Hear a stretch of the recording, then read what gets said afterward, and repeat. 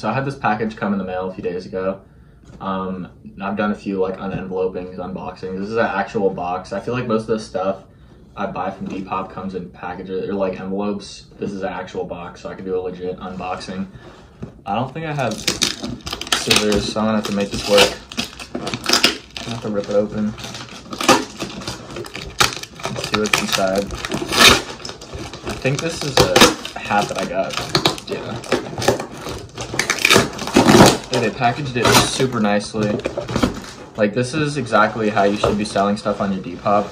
Like, they put a bunch of cool tissue paper in here, and they wrapped it in tissue paper, and they left a note with like a custom, that's my name, like, and they put some candy in here. Like, this is how you get a 5-star review. Like, you shouldn't just put your item in any type of packaging, like envelope, and just ship it off as cheap as possible.